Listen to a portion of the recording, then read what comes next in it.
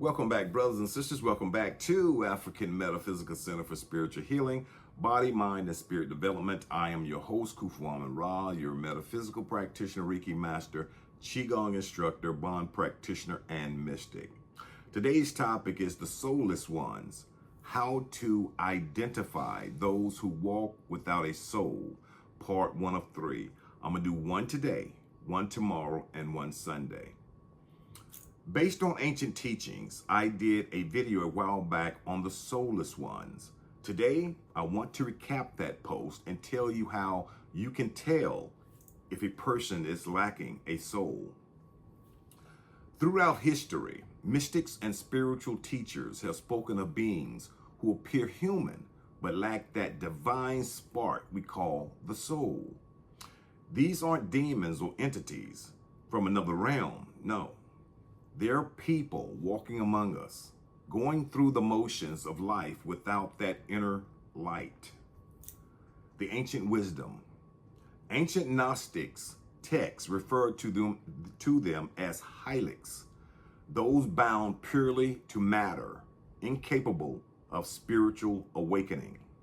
Now, Eastern philosophies speak of empty vessels who've lived so many lifetimes in spiritual darkness that the soul eventually departed, leaving only the ego mind operating the body itself. So, how to recognize them? Well, first, the eyes tell everything. Look into their eyes. There's a flatness there, a void. When you lock eyes with someone who has a soul, you feel a connection, a recognition of shared humanity. With the soulless, it's like staring into a mirror that doesn't reflect back. The eyes are often described as shark-like, functional, but empty. Number 2, zero genuine empathy. They can mimic emotions perfectly. They've watched humans long enough to know what reactions fit which situations. But there's no real feeling behind it. They might say the right words when you're hurting, but you leave the conversation feeling colder, not comforted. They lack the ability to truly feel another's pain. Number 3, parasitic energy. Ever leave a conversation with someone or ever have a conversation with someone and feel completely drained for no reason? The soulless feed on the energy of those around them. They're drawn to empaths, creative souls, and spiritual people because they're unconsciously trying to fill that void within themselves. Number 4, no inner life. Ask them about their dreams, their deeper thoughts, what keeps them up at night, pondering existence. You'll get surface level answers about money, status, or material concerns. There's no philosophical depth, no questioning of reality, no search for meaning. The inner world simply doesn't exist in the Soulless Ones. Number 5, reaction to spiritual topics.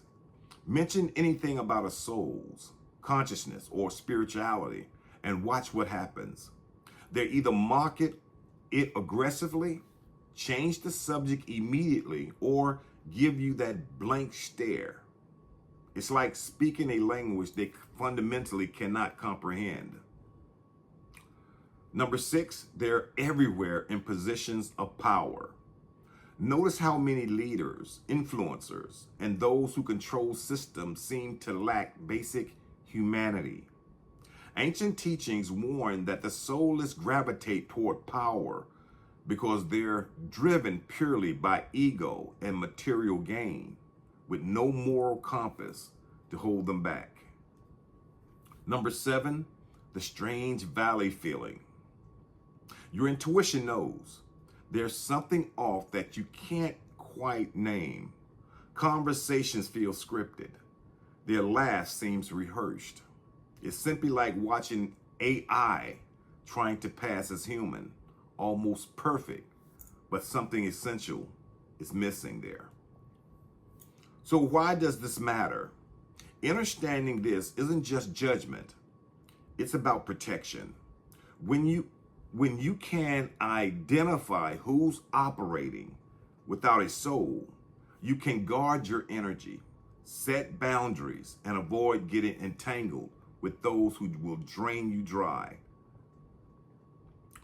The ancient teachers said not everyone has the capacity for awakening because not everyone has a soul to awaken. Some are here as background characters in the grand play of existence, and that's their role. These people could be your friends, family members, co-workers, politicians, anyone. Protect your energy. Trust your intuition. Not everyone who looks human has a human soul. So until next time, ashe, ashe, ashe.